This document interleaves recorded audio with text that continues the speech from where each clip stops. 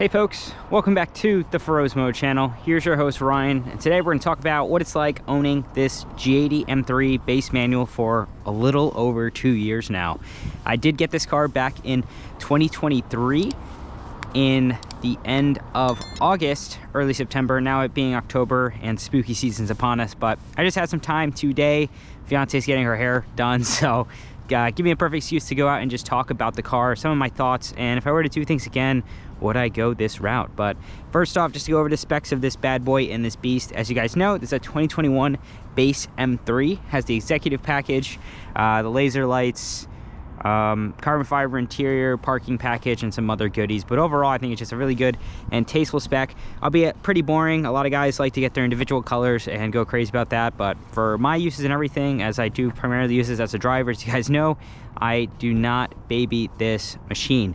I've driven it on tracks, I've driven it in back roads, I've done long road trips, I daily drive it, and I know a lot of people have different tolerances and expectations when they come to daily drivers, but for me, so far this year, I've done about 14 to 15,000 miles on the car, and the year before I did the same. I got it with around 9,000 miles, and right now we're at just over 44,000. So definitely putting some time and energy into this car. I absolutely adore it and love it. We'll talk about some mods that I've done to the car. First we could talk about, of course, is the set of wheels. I think it's the most obvious. Got this quite early in the beginning of ownership, but these are my Apex Forge 19 by 10 ET12 square VS5 RS wheels. And I think really cool thing with this car, especially with it being the base manual, you come with the reduced output in power and torque for the car. So compared to the competition models, you guys get to get a lot more horsepower and torque to really upset and make this car a bit more fun and spiky in that regard. But this car, with how the power band goes, it's very linear and smooth. Definitely, I want to say slower compared to the other ones in the market, of course, but for me, with rowing the 6 gears and everything, it is sublime and a blast to use it out in a back road and use it at the track. You know, they always say like usable power is more fun than, you know, having a super high horsepower number, and I think this is no different to that with having a lot more usable horsepower. Could also be me coping, but is what it is. I'm having a good time with that. Currently, I also have another set of 19 by 11 ET8 square, the Jackie Ding spec Titan 7 sets, the TB10s, and they are absolutely insane on track. I absolutely love them. And just a different spice, different level. Of course, wintertime, I have my OEM set with some all seasons, and we can go forward there. But I've tried a bunch of different tires on this car. I think it's a great opportunity to kind of talk about that. This car acts and behaves very different based on how much grip you give it. Of course, when you have less grip, the car is a bit more theatrical and a bit more drama and exciting, but when it's more gripped up, it's just so proficient and fast. But we're gonna hop into the car and talk a little bit about more as we're going through it, and we'll just keep going. As you guys see before, yeah, 44,020 miles, and we're just gonna see how it goes. So let me just adjust the seat here, get a bit more comfortable so you guys can see everything on screen here, and we'll start for a drive. So some interior mods I've done to the car, of course, is this short shifter from AutoSolutions. I've done the clutch delay valve delete, and that's about it. I mean, of course, I have my radar mount, just some small quality of life things, especially with how I drive. You guys know you always want to be out there and protected. I must say, interior wise, rattles and everything, this car is just so much more buttoned up and well put together than the F series. My 2 series, when I had the F87 M2 competition, that car would just rattle and rattle to pieces, guys. It was so obnoxious, so many issues there. I went in multiple times to the dealer to try to get them checked out, and they just couldn't do anything. And reading online in the forums, it was common things with, you know, the seat squeaking, rubbing on certain things, and just being pretty obnoxious in that regard. But overall, everything is fantastic. All the touch points and everything have been aging gracefully. Granted, I am not the cleanest and most OCD person when it comes to this car. I do let it get a little dirty at times, and I try to clean up once a month or once every other month interior wise, but exterior, I think I do a good job in keeping her clean and refreshed. But overall, this is just the interior. As you guys know, this is iDrive 7 before the iDrive 8. I still have no regrets going this route with getting this interior for my car. I get a lot of compliments saying, oh, this is before they did the whole iPad screen, and I agree. I wholeheartedly agree. I have tried using the other screen in loaners and my brother's car and everything, and I am just not a fan at all. I think this is all you need, really, genuinely, and this is one of the most I think one of the best interior games when it came to BMWs in their cars. So overall, it is quite a blast. We have a comp there, so we're not going to act super suspicious, but this car is giving me so much opportunity to go out there and just do so many things. Not saying the M2 competition could not have done that for me, but just having all this practical space, all this modern reliability, all this horsepower, all this size. Like, I know a lot of people say this car is just too big, but you could just fit so much. I've had full car capacity of people in here, you know, my whole family inside, whole friends inside, bringing people out. You know, we're going for dinner dates and everything, and people, you know, they're like, oh, if you're gonna get a sports car, just get a coupe. I understand that, but I think the cool thing about this car, being it not a sports car and being a sports sedan, is you have the opportunity to just do everything. I know it's a compromise, but this car is just so fast, so proficient. Like, BMW engineers did such a good job in making this car just go the extra level that puts you on par with other vehicles. And I know a dedicated platform is going to feel more fun, feel pretty awesome, you know, like you're in a more bespoke vehicle without compromise. But for a car that does it all, and I generally think it does it all, I am so grateful and happy to be in this car. Typically, when I had the M2, I only had that for a year. The most I've been in a car before that was with my Mustang EcoBoost, and at that time I had no idea what cars were like. So glad I took the deep dive in the dark side going with BMWs and German cars, because I just can't see myself going back. As you guys know, with this channel, I've had the opportunity to review and drive so many different cars, and every time I go out of one and hop back into this, I just appreciate and love this car so much more. And not saying that, you know, this is the best car, oh my god. The amount of, you know, tactility and refinement and feeling you get from other vehicles that just do better in steering feel or in power or in rawness. But when I hop back into this, knowing that I can do all the proficient speed and everything, like a circuit or track, or just have like the raw power and everything, and then still be able to fit all I can, drive it all day, get, you know, if I want to cruise in the high 20s, low 30s MPG, and just, you know, there's so much potential just in this platform. It's just so boggling what BMW was able to do with this car. I know a lot of people already love and really love what this platform does, the G series, and I mean, of course, I'm a perpetuant of that. I'm just so impressed and happy with what it can do for all types of drivers. See, being me with the manual transmission, of course, I think I am in a somewhat of a niche, as I chose the slower route of going with this 6-speed, but I just wouldn't have it any other way. Like, I mean, you know, they always say you're not always racing a lap time with these cars. For me, I am personally, but I just have so much fun just rolling my gears, doing everything, especially with the CDV valve delete and the short shifter. I mean, it's just everything I wanted and more with this shifter solution. So I'm just super happy. Driving this car has just been so much more of a joy. I've never really had problems driving it to begin with, but overall it's just been me enjoying this, and I was kind of worried there'd be more of like a honeymoon stage and I kind of lose love, fall out of it, but I just really want to go out and drive it more and more. So we can talk about some mods I've done to the car, of course, interior wise. As you guys know, I have on some H&R Sport lowering springs. I get a lot of people asking me like, oh, does it ruin the ride? How is it? It's firmer, but also slightly more bouncy. And the reason I did this, of course, is just to get more camber with my camber plates. And I think it's a very modest drop compared to other ones. I know the AST Sport Springs are other popular one that kind of slam the car, but I hear there's like a lot of binding noises and other issues. H&R is a pretty reputable brand, you know, TUV approved and everything. So I had no problems in going that route with their car, with their spring solution, but not had any issues. I believe these BMW dampers are really fantastic with what they did.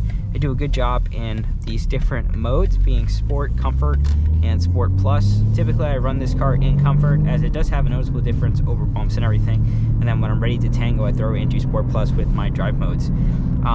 Consumables and everything, as you guys know, with my car being how it is, it's one of the lighter ways you can get a G8X. I know the automatics and X-Drives weigh a substantial bit more, probably 100 pounds or 100 or 200 pounds more, so I do have some benefit there, and I'm not using all the horsepower and torque as the competition models to really destroy and blitz up these tires and brakes. But I will say I have gone through 3 sets of brake pads now. I've gone through the OEM pads, I've gone through my EBC RP1 pads, and then also the EBC Bluestuff pads that I have now. I am planning on testing out another set of pads, being the DFC Dynamic Friction. I found them on Rock Auto for 60 bucks. Saw some reviews online, they said they were pretty good, so looking forward to get those results, as they are just so cheap. And if that's the case, it just get me through this winter season, as I'm not, you know, beating on the car as bad. should be good to go. But will I do this again? Would I do this again on this car? 100%. I'm really thinking, really thinking to have a car do everything that I have in this market space, being a rear-wheel drive, stick shift, manual.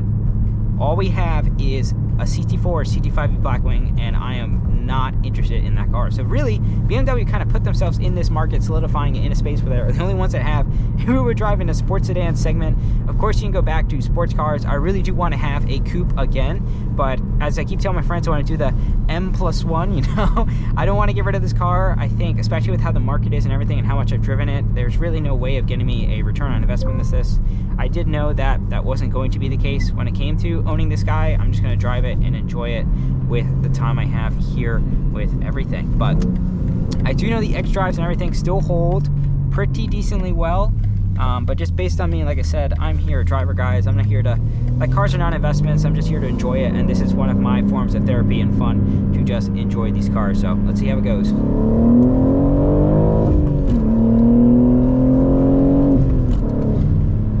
So much fun, so much fun. This car just always blisteringly fast. It always surprises me how much power and grip it does. With my alignment and everything, you get to use really all of this car and its benefits. That long wheelbase and super saloon feeling when you're just mid-corner and just have so much stability as you're pushing out. It's magic.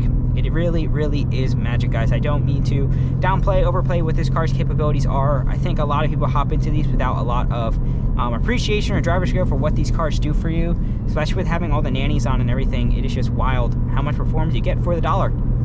I recently drove a Porsche 911 base Carrera, and I must say I was really left kind of, don't want to say disappointed, but in my mind, you know, they always say like never meet your heroes, blah blah blah, but for the money that that car was, which is over double what this car was for a base Carrera, I was not wowed. I was not saying this is worth double the experience for my car. And a lot of people can justify it and say, you know, it's different car, different experience, that rear engine, but I just don't like it. Naturally, I just love my front engine cars. I definitely want to drive a mid-engine one to get an idea and experience of what it's like to own or experience one of those at the limit. But for what this car is, like bare bones, just sports car and everything, sports saloon, it does a great job. All the driver dynamics, all everything, even at tracking at the limit, once you're finding it, you know, push it to side to side, so safe and controllable to grab it. I was talking to friends, it's just how M cars are set up with their differentials and everything to really just lock up and just feel just fun and fast and like agile and nimble. Like, it's a big car, but this, you can really just wrangle it how you want with the proper setup. So it's amazing. As you guys see too in my other videos on track, I drive this car very hard, and so far it has been doing a great job in all regards when it comes to maintenance and parts. I do believe BMW did a great job ironing out all deficiencies that kind of came to this platform with their braking, with their cooling. I mean, everyone likes to make fun of the grills and stuff. I still get told that on the daily. Regardless, I love this car, but everything was done with purpose. I have no problems pushing this car to the limit. I will be doing a Black Labs oil analysis to kind of get an inference, an idea of how the state of my motor is at that point, because like I said, I have been beating on this guy. It has been about 6 track events, a lot of daily driving, and I typically do oil changes every 3,000 to 5,000 miles, just to be on top of that. Recently, I just did some spark plugs on the car. I did the NGK Iridium ones, the OE replacement, and the car's been doing fine since. One thing, of course, with me is I just like to be on top of my maintenance. A lot of people like to push to the end or just do it right at the spot.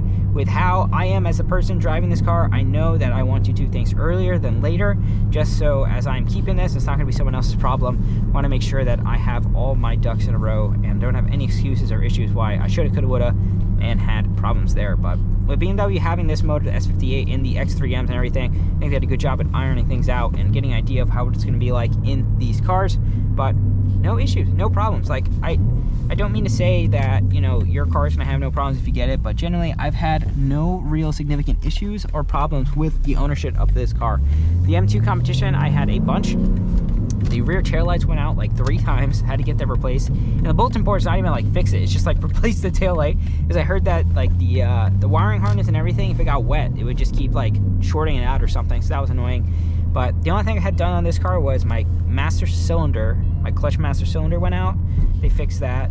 And I had the front left headlight had a condensation issue, but that was on the all G series at the time.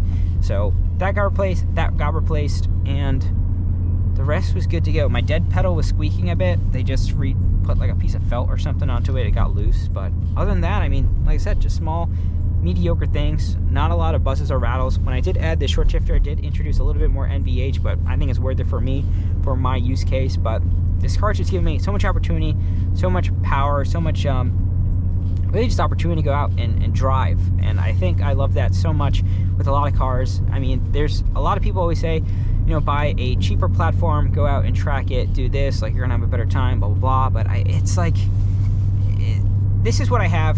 This is what I can run safely and fast. The only thing that I've built up to it with all my lifetime replacement stuff is I just have to pay for tires.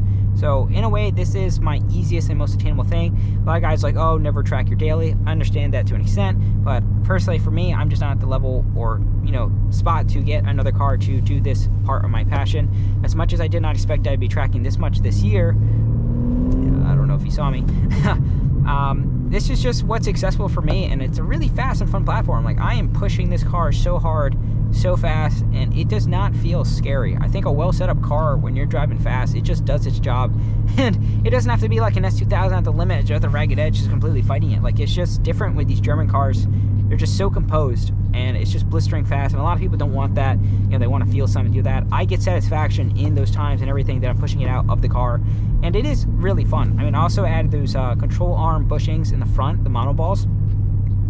Has added a lot more life and tactility into the car. No more toe deflection or hard braking, so there are things to get some life back into it. If anything, I have seen people say that they want to do like the CS tuning for the steering and the differential. I've actually heard some mixed things from guys who had it at the track. That was being on the F-Series cars, saying that it does make the steering feel a little wonky, and I just, you know, for 200 bucks, I don't know if it's too good to be true. I really don't want to believe it. I mean, they have their own setup for everything, so I'll see. If I drive a car that has that, I might give it a shot, but overall, it's not bad as it is stock. I typically drive it in comfort. Sport is a bit more artificially weighted. Comfort gives you all the feedback. Sport's just more weight, which doesn't really give you anything but noise for the hands, but that's about it. If anything, if I were to spec this car again, my friends asked me would I get buckets. It's like yes and no. If I didn't drive this car as much as I did, sure, but I think going in and out of buckets, knowing me, knowing like my friends, my family, who just, we're gonna sit in there and just ruin them in the passenger seat. Like, I'm just gonna drive myself crazy trying to keep it nice, and if you're gonna do that, I just don't think that should be a daily driving car. Like, just having a car run bucket is kind of silly. I'm kind of now at the point though with my track driving and my limit that these seats are just not as supportive as I want them to be out there on track. I'm bruising, constantly bruising my knees, slamming into the side of this guy or into the left, and I'm just like, my core and lat, trying to stabilize as we're going back and forth. It's difficult. It's really, really tough. So, I mean, I don't know. I could deal with it. I could keep going. At the end, it's like, where does this rabbit hole end of, you know, doing more track dedicated mods and everything? I think my car is at the perfect, you know, stage 1 position where, we'll go left. Look at the horses. I think my car's at that perfect like stage 1 position where I am at the point of kind of no return. Anything else I'd be doing would be pretty substantial. I'm not going to throw a half gauge in here. I'm not going to do, you know, solid poly diff bushings for my differential or anything like that. I think it's at the perfect, you know, dual duty, back roads, still streetable car. And for me, I think I've attained my goal perfectly when it comes to doing this. So if anything, just be cosmetic. A lot of my friends ask me like, oh, when are you going to do carbon grills, you know, do all this other stuff? I'm like, The thing is, right, like $300, $400 for a carbon grill, that's like an entry fee plus gas for a track day. And knowing me, being a track rat at this point, like, I just want to go out there and drive. So I know it's not always like just 400 bucks, but if that, you know, extra cash I have, which I really shouldn't even be spending, is going to be spent there for a carbon upgrade or something, I'd rather use it to go out there and drive on the track, because that's where I feel I have the most fun with this car. Not really staring at looking at, but driving it to the limit. So I want to know what you guys think. If you guys own this car or plan on owning this car, I think you are in one of the best hands when it comes to purchasing a vehicle new these days. BMW absolutely knocked it out of the park, in my opinion, for this car. There's no other vehicle, I think, in the market at this price when they gives you this much car for the money, this much performance, this much reliability. Everything's just ironed out for you to go out there and drive and have fun. And I know everyone will say that it's just not the most lifeless and engaging thing, but it's still great. Like, I don't know, there comes a point where it's just like, having some form of layer behind the road and everything is nice. Like when I'm driving to the track for 2 hours, I don't want to feel everything, you know. When I get there and I could turn things up a couple notches, that's just enough for me to go out there, have fun, and head home. I can fit everything in here, my gas tanks, a jack. Fitting wheels and tires, I know you can fit it, but it's actually pretty cumbersome because these are 19s by 11s or 19 by 10s if I'm throwing them in, so there's going to be a lot of size to fit them in there. But overall, it is not too bad, and it's just a great do-it-all car. I get compliments all the time from people, especially with how I do out there with my driving in the vehicle. It's just so fast everywhere you put it, and it's a great car to live with. So then again, let me know what you guys think down below. I appreciate it if you watched this entire video throughout. I will try my best to keep getting more content for you guys. If you have any videos you want me to make, please put it down below. And don't forget to like, comment, and subscribe. We are over 1,000 subscribers. My goal, we crushed it pretty early. That was my goal towards the end of the year, but we're way past it now. And we're gonna keep seeing where it's going. So that being said, this is your host, Ryan Feroz Moto. I'll catch you guys in the next video. Peace.